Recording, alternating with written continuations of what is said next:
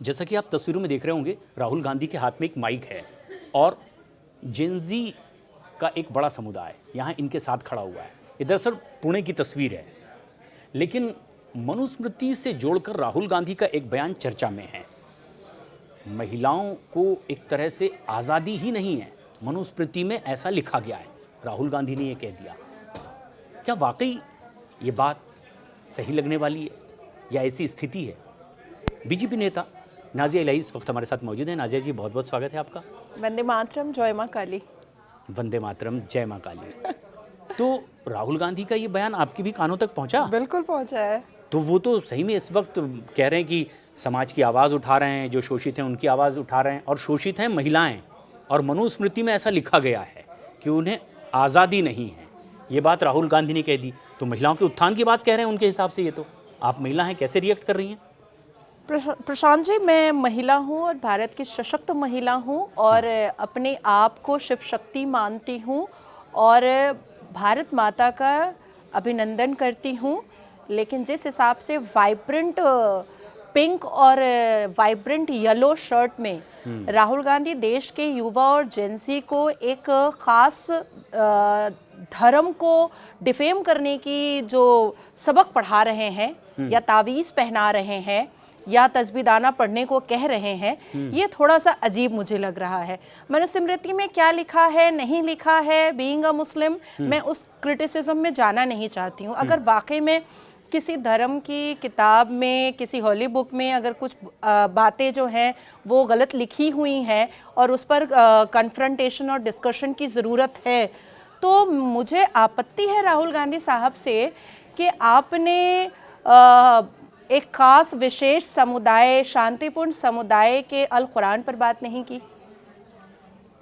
क्यों करना चाहिए था इस समय? नहीं करना तो चाहिए था। अब देखिए, नीता के पति के बारे में भी बात हो जाती है और सीता के पति के बारे में भी बात हो जाती है, पर आयशा के पति के बारे में बात नहीं होती है, ज़ैनब के पति के बारे में बात नहीं होती है, तो बुरा लगता है मुझे। क्यों करना जरूरी है लेकिन ऐसा? नहीं, अगर चीजें बेटर करनी है तो सब तरफ करनी है ना। अब अभी जैसे अभिजीत दीप के स्कूलों में जा रहा है, तो वो मदरसे में क्यों नहीं जा रहा है? नहीं, तो वहाँ गुंजाइश ही नहीं दिखाई दे रही है कि अगर उन्हें ये लग रहा है कि यहाँ सब ठीक है तो वो क्यों करेंगे? नहीं, कैसे पता उनको? क्या राहुल गांधी साहब, वो तो मेरे से उम्र में काफ़ी बड़े हैं, तो मैं उनसे पूछना चाहती हूँ कि आपने पूरा अल कुरान का 30 पारा पढ़ लिया, आपने 4 ऑथेंटिफाइड हदीसें पढ़ ली, आपने सारी बहिश्ती ज़ेवर और दारुल उलूम देवबंद में जो पढ़ाया जाता है आपने वो सब कुछ पढ़ लिया? नहीं, वो स्टेप बाय स्टेप पढ़ेंगे। अभी उन्होंने मनुस्मृति पढ़ी है। अच्छा, सिर्फ मनुस्मृति पढ़ी है? जैसा कि उनका अपना दावा है। इस उम्र तक, अभी तक उन्होंने वो बाबर के कब्रिस्तान में जाकर के सूरह फातिहा पढ़ रहे हैं और वो कुरान के बारे में बात नहीं कर रहे हैं। आप सोचिए कि मुस्लिम कम्युनिटी की बेटियां इंस्टेंट ट्रिपल तलाक से कितना जूझ रही थी। ये उन्हीं के अब्बा जान थे ना, राजीव गांधी, जो चाहते तो शाहबानों को गुजारा भत्ता दे करके वो इंस्टेंट ट्रिपल तलाक बैन करवा सकते थे, पर उन्होंने क्या किया राजीव गांधी साहब ने? राहुल गांधी के अब्बा ने वो पूरा का पूरा ऑर्डर देश की सर्वोच्च न्यायालय का क्रश कर करके डस्टबिन में डाल दिया।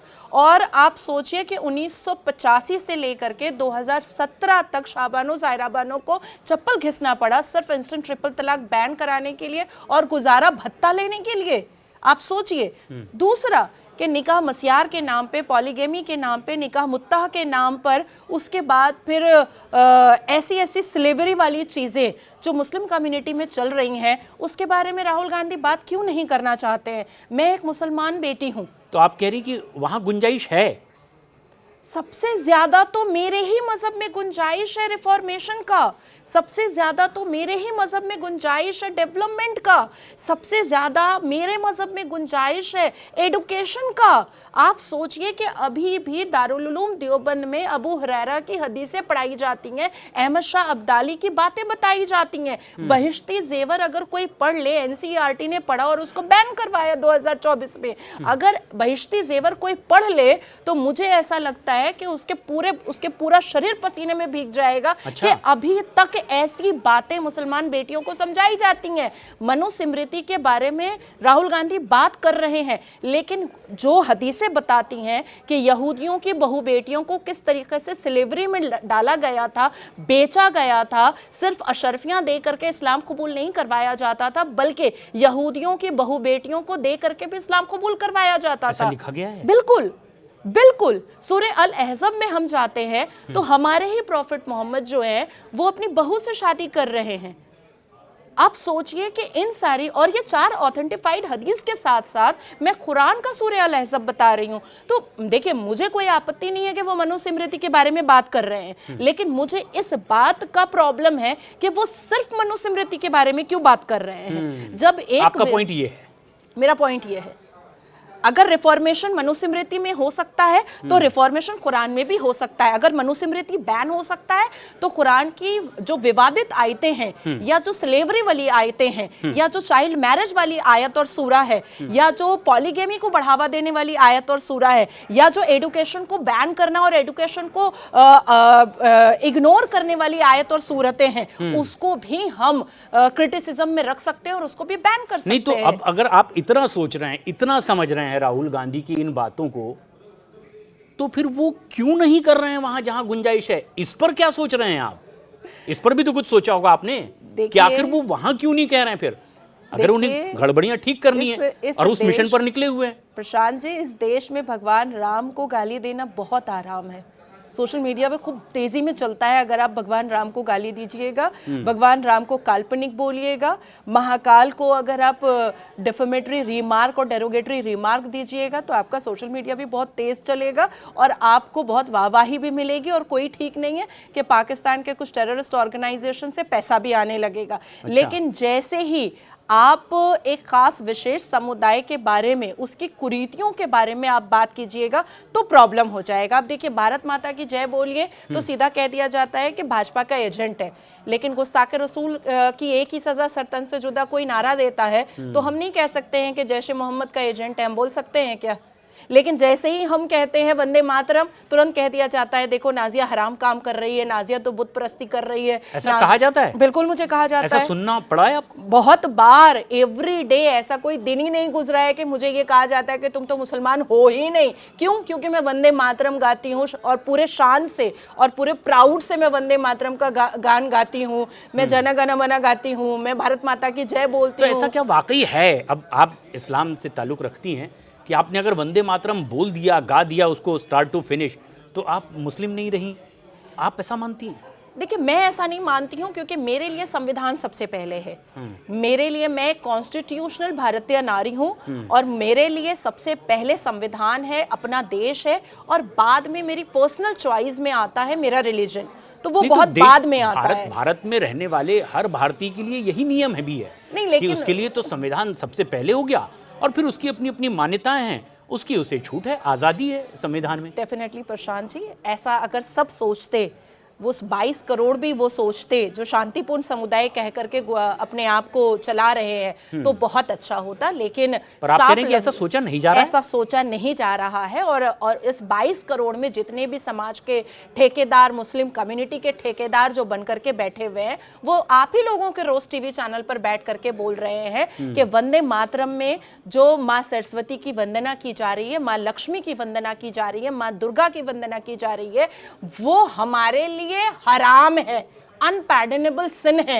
हम अल्लाह और पैगंबर मोहम्मद के इक्वल में किसी की वंदना कर ही नहीं सकते हैं, चाहे वो माँ भारती की ही वंदना हो, चाहे वो माँ लक्ष्मी की वंदना हो, चाहे वो माँ सरस्वती की वंदना हो, चाहे वो माँ दुर्गा की वंदना हो। कैसे होता होगा? मतलब मैं कई बड़े कलाकारों से मिला हूँ, मंच पर जब जाते हैं, जब दीप प्रज्वलन होता है कार्यक्रम की शुरुआत में, सरस्वती वंदना होती है, अपनी पादुका नीचे उतार करके अमजद अली खान साहब हों, रखा खान साहब की परिपाटी रही, वो मंच पर कार्यक्रम करते रहे हैं, जाकिर हुसैन साहब, तो ऐसे कितने और न जाने कितने कलाकार हैं मंच पर आते हैं, इस तरह से दीप प्रज्वलित करते हैं और माता सरस्वती के सामने वो पुष्पांजलि अर्पित करते हैं। तो फिर क्या उसके बाद वो मुस्लिम नहीं रह जाते? देखिए, एक मुस्लिम थे हमारे एपीजे अब्दुल कलाम साहब, जो मिसाइल मैन के नाम से जाने गए। बिल्कुल। लेकिन उनकी जितनी भी स्पीचेस आप निकाल करके देखिएगा, बहुत छोटी उम्र थी। स्कोप कॉम्प्लेक्स में मैंने उनकी एक स्पीच सुनी थी, हम लोगों को स्कूल से लाया गया था, तो मैंने देखा कि वो श्रीमद् भगवद गीता के श्लोक बता रहे हैं, धर्मा कर्मा ये सारी बातें वो बता इस पर रहे वो हैं। कहते थे अपनी बात। हाँ, अपनी बात रखते थे। तो जिसने श्रीमद् भगवद गीता को अडेप्ट किया, वो इस देश का एक ऐसा नागरिक बना जो मिसाल बन गया। लेकिन एपीजे अब्दुल कलाम साहब की मृत्यु जब हुई थी, उसी वक्त याकूब मेमन को फांसी की सजा दी गई थी। और याकूब मेमन के जनाजे में सैलाब आया था मुसलमानों का, बड़ी तादाद में और एपीजे अब्दुल कलाम साहब के जनाजे में ब्यूरोक्रेट खड़े हुए थे।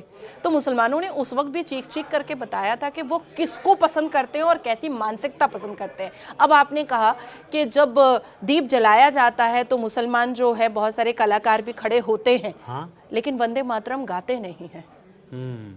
वो खामोश रह जाते हैं, हाथ में हाथ बांध करके खड़े रहते हैं। कभी वंदे मातरम शाहरुख खान को गाने के लिए बोलिए ना।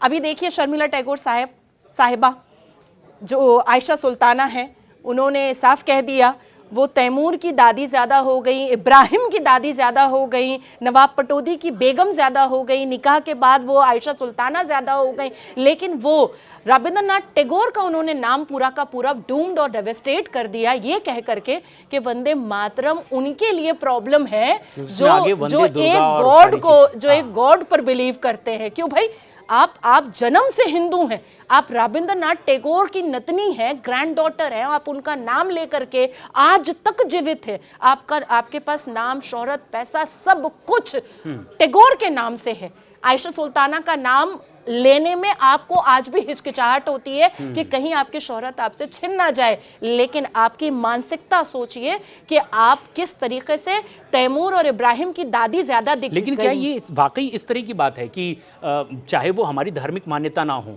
वो उनके इष्ट आराध्य हों, लेकिन उनके इष्ट आराध्य को भी अगर हम नमन कर लें या बोलें कि इनमें भी कोई खराबी नहीं, तो भी क्या ये हमें अपने धर्म से हटाने वाली बात हो जाएगी?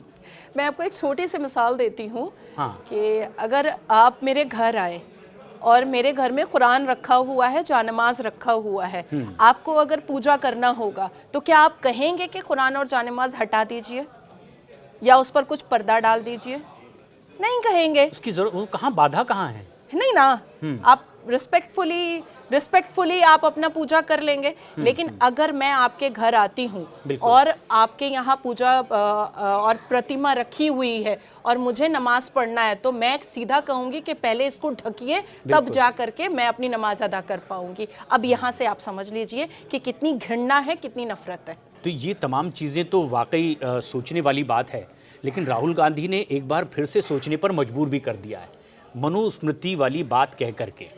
लेकिन उनकी ओर से ये आखिर क्यों कहना पड़ा? और सबसे ख़ास बात ये है कि ये जो छात्रों की गूंज कार्यक्रम राहुल गांधी करते हैं, उसमें ये एक स्पेशल सेशन था पुणे में, जो ख़ास तौर पर छात्राओं के साथ था। तो ये छात्राओं को दरअसल क्या बताने और समझाने की कोशिश थी, क्या आप समझ पाई? देखिए, पेट्रियार्की की बात वो कर रहे थे और मंच पर उनके साथ एक काले टेंट में हिजाब वाली महिला थी, लड़की थी, जेनजी थी। तो मुझे ऐसा लगा कि पेट्रियार्की की बात एक हिजाब वाली के साथ आप कर रहे हैं। और राहुल गांधी अगर वाकई में पेट्रियार्की पर बिलीव नहीं करते हैं, तो मुझे लगता है कि राहुल गांधी से ज़्यादा बाशऊर, बाअक्लमंद और ज़्यादा नॉलेजेबल और पॉलिटिकली ज़्यादा माइलेज रखने वाली तो प्रियंका वाड्रा है। तो राहुल गांधी ही क्यों अपने आप को शहंशाह आजम बना करके घुमा रहे हैं? प्रियंका वाड्रा के हाथ में चेयर दे दीजिए, एलओपी बना दीजिए प्रियंका वाड्रा को। अरे अच्छा काम तो घर से शुरू किया जाता है। रही बात कि जो लोग मनुस्मृति की बात कर रहे हैं, वो हिजाब की बात कर ही नहीं रहे हैं। जो लोग घूंघट की बात कर रहे हैं, वो बोरखे की बात कर ही नहीं रहे हैं। ये जो बात आप पॉइंट आउट कर रहे हैं, यही सबसे खास बात है। अगर आप कह रहे हैं कि वो लोग इसकी बात तो कर रहे हैं मनुस्मृति की, वो क्यों नहीं फिर दूसरे पक्ष की भी बात कर रहे हैं, या तमाम पक्षों की बात क्यों नहीं कर रहे हैं? क्योंकि अगर समाज के विकास की बात है तो सर्वांगीण विकास की बात होनी चाहिए। बिल्कुल। और अगर किसी एक कोने में ही विकास करना चाहते हैं, ठीक है, वो हर कोने कोने से शुरू करें। लेकिन आपको क्या ये लग रहा है कि वो कुछ कोनों को छोड़ दे रहे हैं?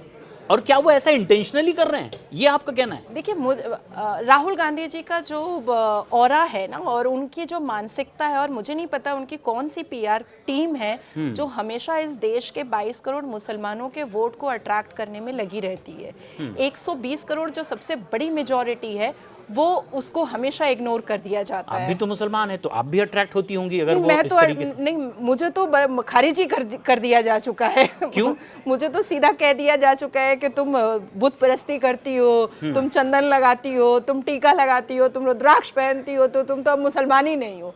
लेकिन कम टू द पॉइंट, मेरा कहना है कि राहुल गांधी अगर वाकई में छात्रों की गूंज पे छात्रों से बात कर रहे हैं, और खासकर छात्राओं की और अवेलेबिलिटी, उनके लिए वो कार्यक्रम, फीमेल जो बच्चियां हैं उनको लेकर के अगर आप बात कर रहे हैं, तो आपको पेट्रियार्की के वर्ड के साथ साथ सबसे पहले तो उस बच्ची को कहना चाहिए कि तुमको उड़ना है, कुछ बनना है, तो इस टेंट से तुम बाहर निकलो। हाँ, और इस टेंट से बाहर निकल करके तुम अपने आप को तुम सक्सेस करो, अपने आप को तुम आगे बढ़ाओ। वो जो टेंट था, वो जो हिजाब था, वो पेट्रियार्की थी।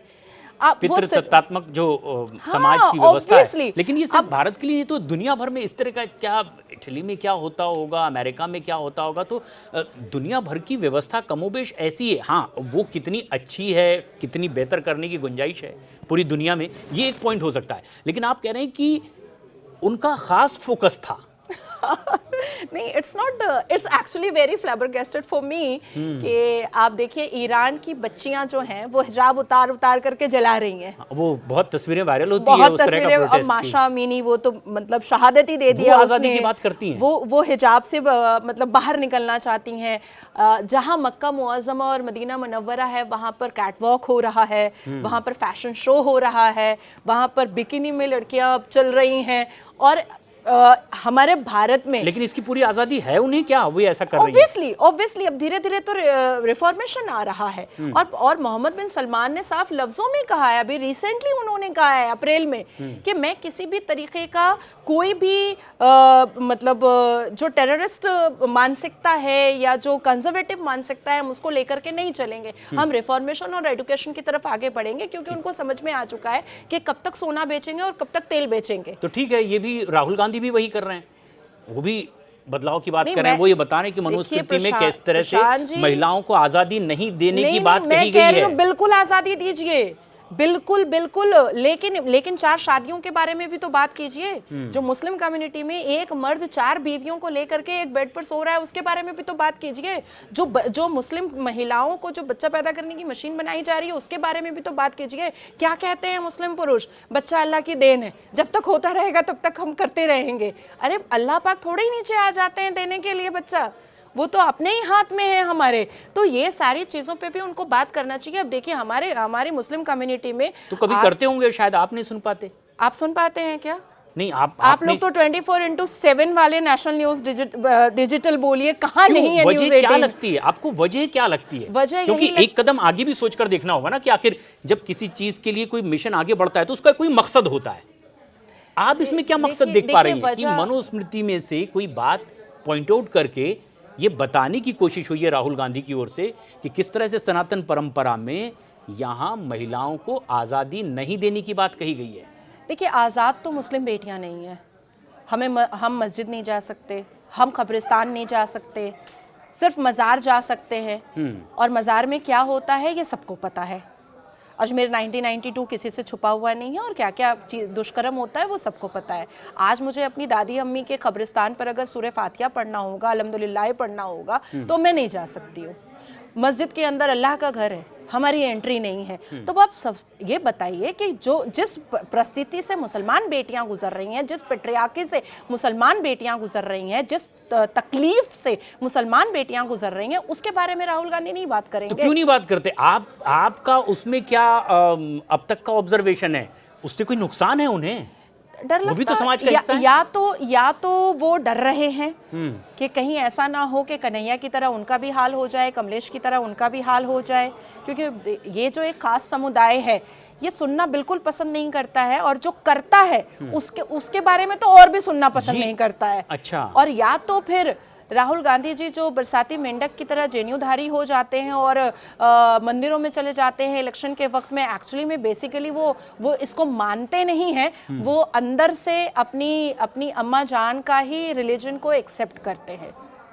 ऐसा ही कुछ मुझे महसूस होता है, क्योंकि अगर वो नेशन से वो इंटरेक्ट कर रहे हैं, अगर वो छात्रों की गूंज में रिलीजन डिस्क्रिमिनेशन नहीं रख रहे हैं, छात्र कोई भी हो उन सब की आज़ादी के अगर बारे में वो बात कर रहे हैं, अगर इस देश के सभी छात्रों को एक गूंज देना चाहते हैं वो कि पेट्रियार्की को स्टॉप करना चाहिए, पेट्रियार्की के बारे में तेज आवाज में बोलो कि हम इसको नहीं एक्सेप्ट करेंगे, तो मुझे सबसे पहले ये बताइए कि क्या ये पेट्रियार्की नहीं है कि मुसलमान बेटियां जो हैं वो अपनी मर्जी से वो अपने लिए लड़का नहीं पसंद कर सकती, वो अपनी मर्जी से वो नहीं बोल सकती हैं कि हम और बच्चा नहीं पैदा करेंगे, मुसलमान बेटियां अपनी मर्जी से नहीं बोल सकती हैं कि हम कौन से स्ट्रीम में जाएंगे, क्या पढ़ाई करेंगे, हमारे पास ये अथॉरिटी की पोजीशन ही नहीं है, नहीं है हमारे पास ये अथॉरिटी की पोजीशन कि हम बोल सके कि हमको हिजाब नहीं पहनना है और हमको को एडुकेशन में पढ़ना है, या हमको स्विमर बनना है, या हमको स्पोर्ट्स पर्सन बनना है, हम नहीं बोल सकते।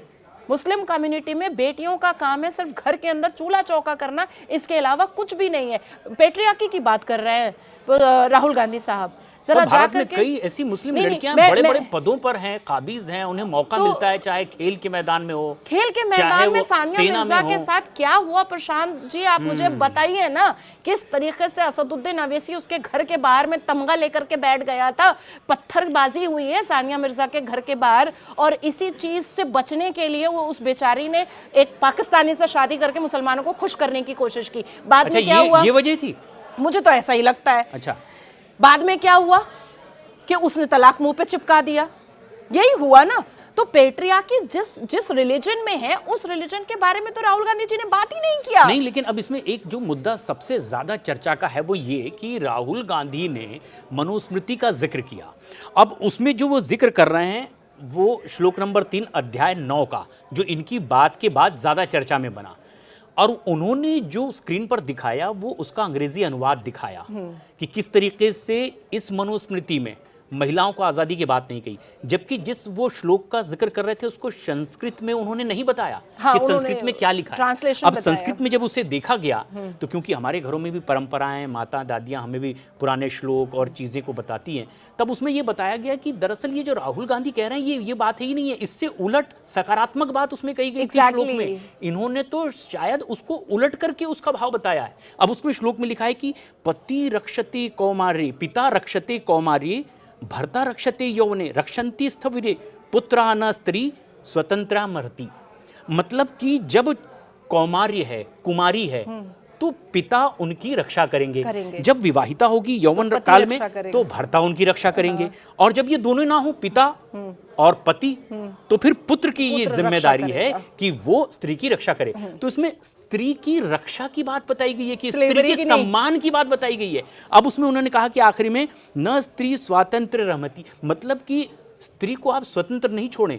ये किसकी जिम्मेदारी है? समाज के इन तमाम रिश्ते नातों की जिम्मेदारी है कि जब आप पिता हैं तो उसकी आप रक्षा करें, अगर आप पति हैं तो उसकी रक्षा करें, अगर आप बेटे भी हैं तो उसमें यह नहीं कहा गया कि आप बेटे हैं तो गुलाम बना करके रखें।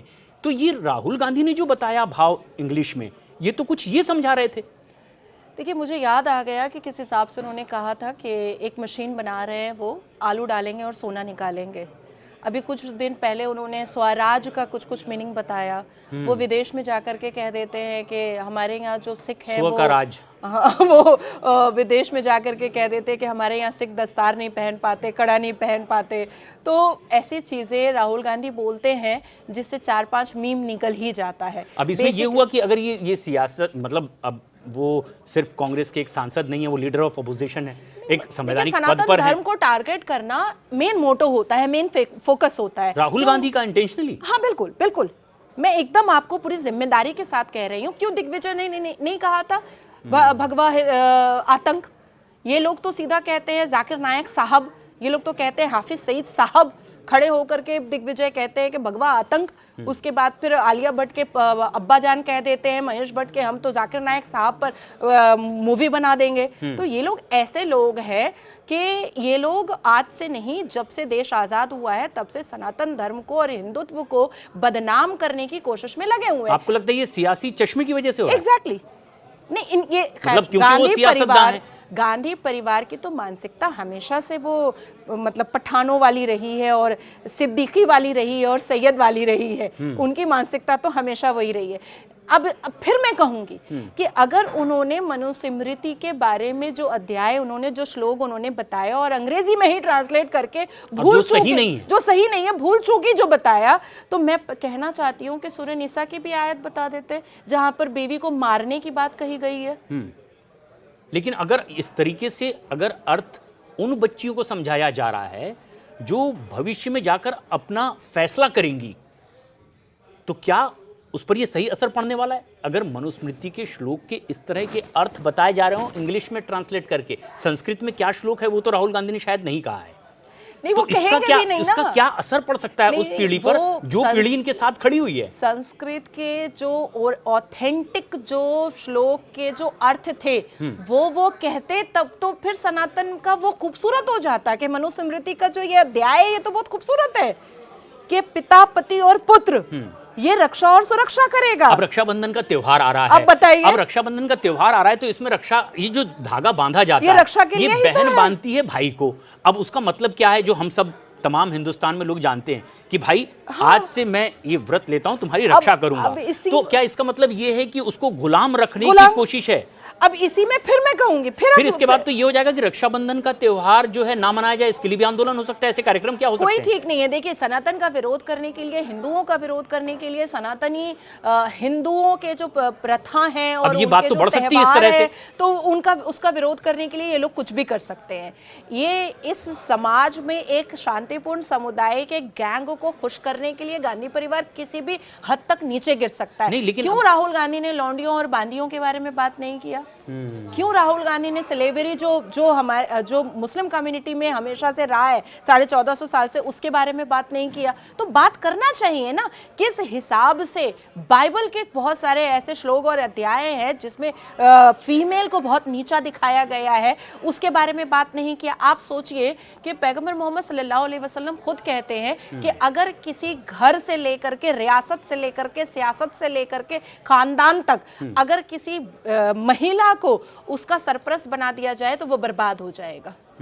अब बताइए कि महिलाओं को नीचा किस में दिखाया गया है? तो आपको लगता है कि step by step Rahul Gandhi अब उसका भी जिक्र करेंगे, उसके लिए भी मिशन करेंगे, उसके लिए भी इस तरह का कार्यक्रम करेंगे? देखिए, मुझे तो ऐसा लगता है कि ये जो छात्रों की गूंज कर रहे हैं, तो मैं एक नया स्टेज बना दूं और पूरे देश में जाऊं कि छात्रों की गूंज विद सच्चाई। अच्छा, जिसमें वो मनुस्मृति को डिकोड करेंगे और मैं कुरान को डिकोड करना स्टार्ट करूंगी।